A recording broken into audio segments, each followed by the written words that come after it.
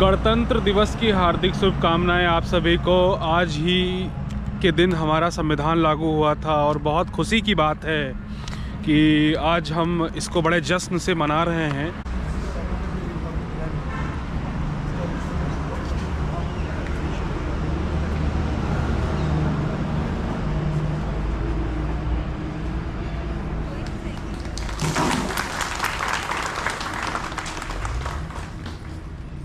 जन गण मन अधिनायक जय हे भारत भाग्य विधाता पंजाब सिंध गुजरात। जय श्री राम, जय श्री राम, जय श्री हनुमान। भारत माता की जय।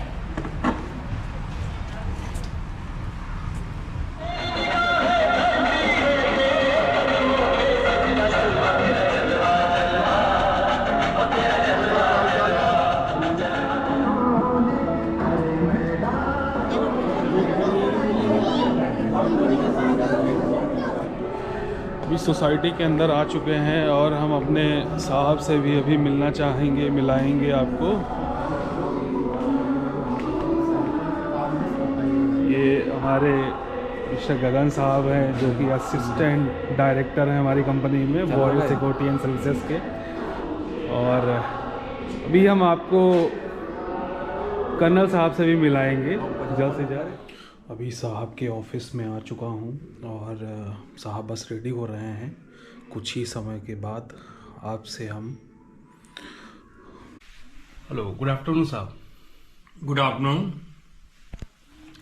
आज सर गणतंत्र दिवस है, उस पे आपसे मैं राय चाहता हूँ कि गणतंत्र दिवस को हम किस प्रकार से देख सकते हैं और उसके बारे में हम लोगों को कैसे अच्छे से सरल तरीके से समझा सकते हैं, प्लीज सर। देखिए, समय के साथ ये जो नेशनल त्यौहार हैं, इसमें 2 अक्टूबर गांधी जयंती, 15 अगस्त और 26 जनवरी, ये 3 डेट्स हमारे राष्ट्र पर्व के तौर पे देश में मनाया जाता है। इसका महत्व यह है कि ये एक बहुत बड़ा वो दिन है जिस दिन हमारे देश को एक नया भविष्य की तरफ चलने का मनचाहे और आशावादी प्रकाशमयी दशा देश को देने का, लोगों का अधिकार देने का, लोगों की प्रगति करने की और चौतरफा सारी तरह की समस्याओं को हल करने का एक स्वतंत्रता था। लेकिन समय के साथ में सिर्फ एक फॉर्मेलिटी, एक क्रम, एक दिन आ गया तो बस इकट्ठा हो गए भी चले गए। इसके पीछे क्या कुछ रहा है, इस पर कुछ गहरा मंथन नहीं होता और न ही उसे कुछ सीखता है कोई। तो इसलिए हालांकि स्वतंत्र हुए देश को और रिपब्लिक डे यानी गणतंत्र हुए भी 75 साल हो गए, जो समस्याएं स्वतंत्रता से पहले थी वो समस्याएं और घमासान हो गई हैं। उदाहरण के लिए अपराध, बेरोजगारी, संस्कारहीनता, बेकदरी, शोषण, हर मैदान में जो अपराध के क्षेत्र में आप सोच सकते हैं, हर मैदान में जो कमजोरियां, कमियां, समस्याएं बढ़ी हैं। 75 साल में हमारे पास ऐसा कोई व्यवस्था हो जानी चाहिए थी ताकि समस्याएं पैदा हो और खपत भी हों। हमें सीखना चाहिए कि कैसे करें, अंदरूनी सोच रखने की जरूरत है। खासकर जो पढ़े लिखे जिम्मेदार है और माता पिता है। किसी बच्चे को किसी लायक बनने के लिए, अच्छा नागरिक बनने के लिए माता पिता का सबसे बड़ी जिम्मेदारी है। फिर स्कूल में टीचर्स की है, समाज में और बड़े लोग हैं, ताकि बच्चे एक स्टेज में 18 साल पे अपने ऊपर निर्भर हो जाता है तो उस समय ऐसा कोई दशा हो जानी चाहिए उसकी कि वो कोई जगह पर अपना एक स्वयं अपने पैर पे खड़ा होने लायक आधार बना पाए। ऐसा नहीं हो रहा है, तो कहीं ना कहीं सब कमियां हैं जिसका कि बहुत ज्यादा सोच विचार करके इसका कोई प्लान योजना व्यवहारिक रूप में नहीं आया है। तो इसका महत्व यही है कि लोग महसूस करें कि किस प्रकार से स्वतंत्रता मिला, किस प्रकार से हमको गणतंत्र की व्यवस्था मिली। गणतंत्र का मतलब जितने नागरिक हैं उनके द्वारा सोचा विचारा जैसा भी शासन प्रशासन चलना चाहिए उस तरीके का शासन प्रशासन रहे, ताकि गण यानी हर जन का कल्याण हो, उसकी इच्छा पूरी हो। लेकिन जमीन पर व्यवहारिक रूप में चीजें अलग होती है। क्या होता है सब आप लोगों को मालूम है। तो जन जन का बस एक वोट के लिए वो गिनती हो जाती है, लेकिन उसके दर्द क्या है वो उसका किसी का कोई खास इंटरेस्ट नहीं चलता है। देखने में मीडिया में सब कुछ नजर आता है, लेकिन दर्द तो है आज भी। सो यहाँ पर असली में जड़ से मुसीबतों को खत्म करने के लिए सोचना होगा और करना होगा। और इसमें माता पिता की जिम्मेदारी, टीचर्स की जिम्मेदारी, समाज के बड़े लोगों की जिम्मेदारी, नेताओं की जिम्मेदारी, IAS अफसर अधिकारी अलग अलग ब्रांचेज विभाग में हैं, इन लोगों की जिम्मेदारी देश के प्रति होना है, नागरिक के प्रति होना है। जहाँ नागरिक वफादार होना चाहिए सरकार की, देश की, वही देश व्यवस्था भी की वफादारी भी आम नागरिक के पक्ष में होना चाहिए। मेरा ख्याल है गणतंत्र दिवस के मौके पर इतना कुछ मैंने कहा है।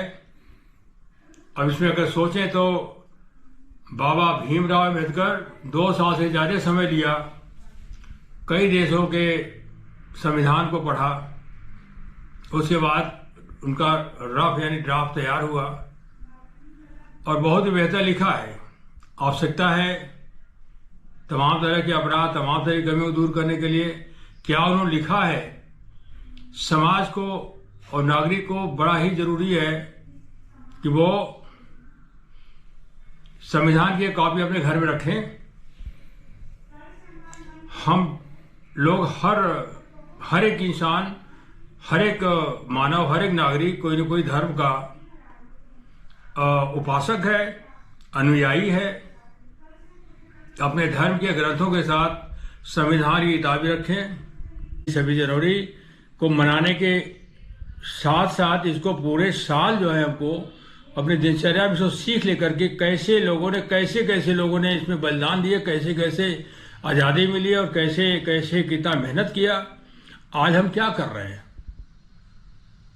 तो हमें नुकसान नहीं करना है, आशावादी पॉजिटिव होके चलना है और जो लोग गलत हैं उनको सही करना है।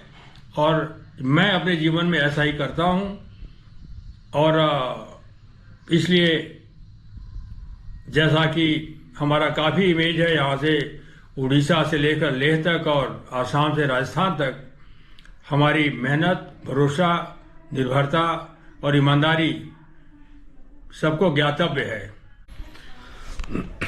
देखिए, आपको संक्षिप्त में कई चीज़ें बताई साहब ने, और मैं साहब से पूछना चाहता हूं, आज 70 से 72 साल की साहब की उम्र हो चुकी है ऑलरेडी अभी प्रेजेंट टाइम में, उसके बाद भी इतना एनर्जेटिक और हम लोगों के साथ में समथिंग आज हमारी कंपनी में 1500 से 1800 लोग काम कर रहे हैं। तो 70 से 72 साल के बाद, रिटायरमेंट के बाद लोग सोचते हैं कि हम कहीं थोड़ा रेस्ट कर लें, घूम लें, फिर लें। उसके बाद भी साहब आज हम लोगों को एक तरह से बहुत बड़े बेरोजगारी जो छाई हुई है उसको रोजगार दे रहे हैं। इसमें हमारी कंपनी कई प्रकार से काम करती है। कंपनी के बारे में हमारे साहब अभी आपको बताएंगे और ये भी बताएंगे साहब कि कैसे इतना एनर्जेटिक हैं, और जो पर्सनालिटी है साहब की, ये अपने आप में ही बयां करती है कि कितना मेहनत से इस मुकाम तक साहब पहुंचे हुए हैं। बताना ये चाहता हूं कि जब मैं रिटायर हुआ और सेना में, देश की फौज में, देश की रक्षा सेवा में 36 साल 36 इयर्स अपने जीवन का बेस्ट समय देश की सेवा में मैंने दिया है। आर्मी में जाना भी हमारा एक जीवन का लक्ष्य था और ये लक्ष्य हमारे पिता ने तय कर दी थी जब मैं बहुत छोटा था। जब बड़ा हुआ और कुछ आगे बढ़ा तो पिताजी के ये लक्ष्य का ध्यान आया मुझे, और ध्यान तो हमेशा रहता था, लेकिन उसके लायक बने हम और बहुत बहुत बहुत बहुत मेहनत करके, और हमने कमीशन्ड ऑफिसर का कैडर ज्वाइन होने का गर्व प्राप्त किया। बड़ी बात यह है कि कमियां बहुत थी घर में, गरीबी बहुत ज़्यादा थी, इस हद तक थी कि पढ़ाई भी ठीक से नहीं कर पाए हम। 9वीं के बाद में स्कूल हम नहीं जा पाए। उसके बाद भी आज मैं MSc हूँ। सब पढ़ाइयाँ फॉर्म भर के एक प्राइवेट स्टूडेंट के तौर पे एग्ज़ाम दिया और पास किया। किताबें भी मेरे पास नहीं थी, फिर भी प्रश्न समझ गया तो जवाब अपने सोच समझ से दिया। और इस प्रकार से हम बहुत ही अपने आदर्शों और भगवान राम के आदर्श ही हमारे, उनके गुण ही हमारी पर्सनालिटी की खास शक्ति है। और ये गुण हमारे हर काम, हर कार्य, हर कर्म में आज भी झलकता है, जो कि हमें तमाम लोग ऐसी बातों को जानते हैं। और सौभाग्य से मैं जाति से भी रघुवंशी हूँ, क्षत्रिय हूँ। बात जाति से नहीं है, बात पसंदगी की है। आदर्शताएं और भरोसा और प्रॉपर एक आदर्श पुरुष का जो गुण और कर्म है वो हमारी पसंदीदा शौक है। और कितना ही नुकसान हो जाए उसके बावजूद भी हम अपने आदर्शों से पीछे नहीं हटते कभी भी, और न हटेंगे। बेरोजगार लोगों को मदद करने का, उनको रोजी रोटी प्राप्त करने का तौर तरीका देने का एक सोच बढ़ाया, और इस प्रकार से इस कंपनी का जन्म हुआ। और भारत सरकार की लाइसेंस कंपनी है, रक्षा मंत्रालय से ये कंपनी हमको प्राप्त हुई और हम 2010 सितंबर से ये काम कर रहे हैं। आज करीब 13 साल में लगभग 11,000 लोगों को हमने नौकरी दिया। अब आज भी 2000 के आसपास लोग नौकरी कर रहे हैं। इसमें 15,000, 20,000, 40,000, 50,000, 90,000 या इसे और ज़्यादा भी महीने की तनख्वाह पाने वाले लोग हैं।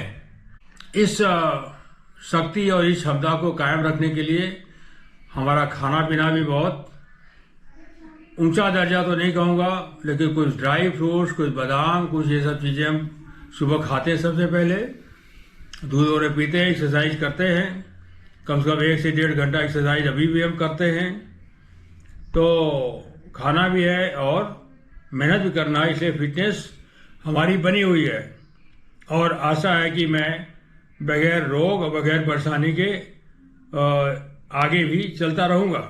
हम कमियों को स्वीकार नहीं करते, तो इस प्रकार से लोग हमारा अदब भी करते हैं और सीखते भी हैं, और ये बहुत संतुष्टि की बात है मेरे लिए। अभी आप लोगों ने देखा, कंपनी के बारे में बताया, साहब ने कैसे सर्विस किया, कैसे कैसे हालातों में उन्होंने चीज़ों को फेस किया। अभी जो साहब की पर्सनालिटी है, मैं उस पर जब मैं फर्स्ट टाइम मिला था तो मैं एक तरह से मैंने सोच लिया था कि साहब के साथ मैं काम करूंगा। आज 1.5 से 2 साल हो गए मुझे कंपनी में।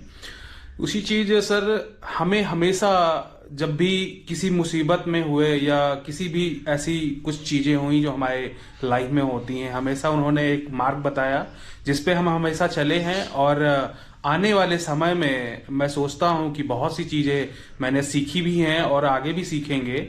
और आज ऐसा शुभ अवसर मिला कि सर से हमारी बात हो पाई, और जिस प्रकार से पर्सनालिटी को मेंटेन करके रखा है सर ने। आज 72 समथिंग 70 से 72 साल की साहब की हमारी एज होगी, और आज भी फिट हैं। और हमारे जैसे नौजवान 2-3 अगर साहब के पास आ जाएंगे तो उसके हिसाब से हम कुछ भी नहीं कर पाएंगे। ये मेंटेनेंस पूरा शुरू से चला है। दो चीज़ें मैंने साहब से पूछते पूछते गौर किया है। एक तो हमारी ये एक छड़ी साहब रखी हुई है, मैं देख रहा हूँ टेबल पे आपके, ये चाबुक जैसी छड़ी क्या है ये सर? ये समय निकाल करके घुड़सवारी के लिए जाते थे। रोज नए नए घोड़े मिलते थे।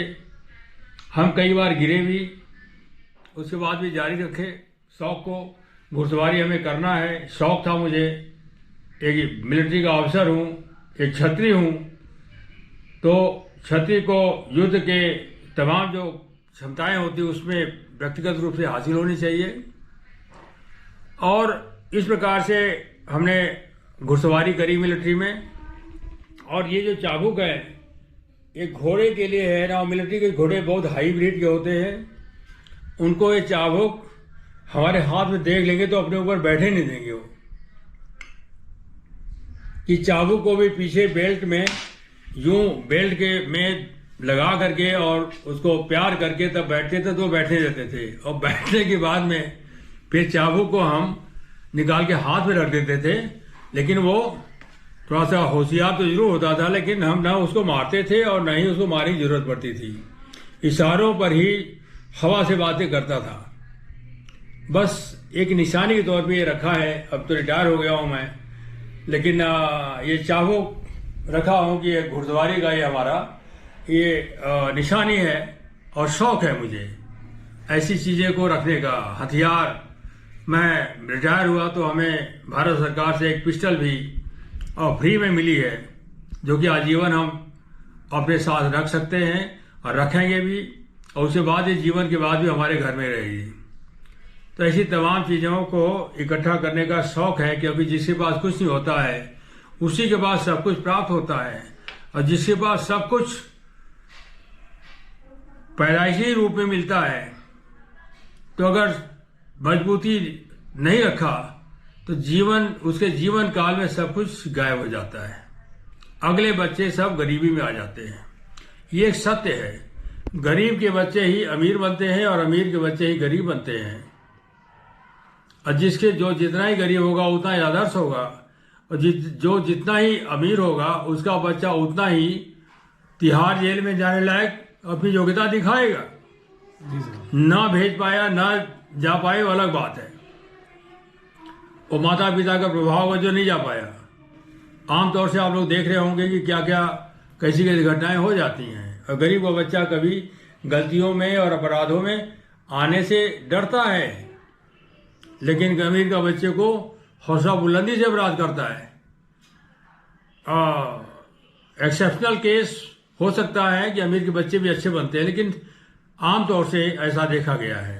तो इससे बच्चों का संस्कार और शक्ति बड़ा जरूरी है, चाहे पिता के पास कितना ही दौलत हो। और मैं इतना बच्चों के प्रति वो नज़र रखा कि हमारे बेटे जी हैं 40 साल के हो गए, आज भी हमारे सामने आएंगे तो पैर छू करके आशीर्वाद प्रतिदिन लेंगे, चाहे इनको हम उसके बाद कितना ही डांट मारे या कितना ही इनकी कमियां बता करके नाराज हो जाए या गुस्सा हो जाए, उसके बावजूद भी ये क्रम इसका जारी है। ये संस्कार होता है और बच्चों के प्रति एक अच्छा नागरिक बनाने की जिम्मेदारी माता पिता की होती है। और ये जिम्मेदारी बड़ा हो जाए तब नहीं निभा पाएंगे। छोटा हो तभी एक सही लाइन में उसका उठना बैठना तय करे तो वो एक अच्छा नागरिक बनेगा और देश और समाज के लिए एक अच्छा सेवक बनेगा और अच्छा योगकर्ता बनेगा। आपने हमारी आदर्शताएं, अच्छी बातें और उज्जवल सोच और लोगों को मदद करने का रुख मैं आसपास कहीं भी देखता हूं, चाहे ट्रेन में हूं, कहीं पर भी हूं, किसी को कोई तकलीफ, कोई बात, कोई हरासमेंट, कोई गुंडा, कोई शरारत, कोई ऐसी हरासमेंट कुछ कर रहा है तो हम उससे कमजोर व्यक्ति के पक्ष में आ जाते हैं। कई बार महिलाओं को परेशान करते हुए लोगों को एक आंखें दिखाई है, एक आवाज़ सुनाई है तो ट्रेन ही छोड़ के चले गए वो लोग डर से। इस प्रकार की थोड़ी सी हरकतें मेरी होती हैं। और ये उदाहरण इसका ये भी है कि लोगों को भी इस प्रकार देखना चाहिए कि जहां भी हो सके लोगों को मदद करें एक दूसरे को, तो सबकी मदद हो जाएगी। तो ये सब तमाम अच्छी सोच और कमजोरी तमाम वजह से हमारी पर्सनैलिटी का ये निखार है, हमारी मजबूती है। और हम मजबूती को रखने के लिए आज भी हम मेहनत भी करते हैं और अपनी आदर्शता हम कायम रखा है, अपने से सीनियर्स के साथ में भी, अपने तमाम अफसरों अधिकारियों के साथ भी, और अपने जो जवान गार्ड और सफाई वाले या जो भी लोग हैं, हर एक व्यक्ति के लिए एक अच्छी रुख रखा है। और जब अच्छा रुख होता है तो अच्छी नींद आती है, अच्छा सुख मिलता है, और फिर स्वास्थ्य भी अच्छा होता है। तो this is a secret about my health and fitness and magnitude of my personality. Thank you. बहुत बहुत धन्यवाद साहब का, और हम नेक्स्ट वीडियो में जल्द मिलते हैं। आपका सभी का एक बार फिर से स्वागत करने के लिए बहुत बहुत धन्यवाद। Thank you.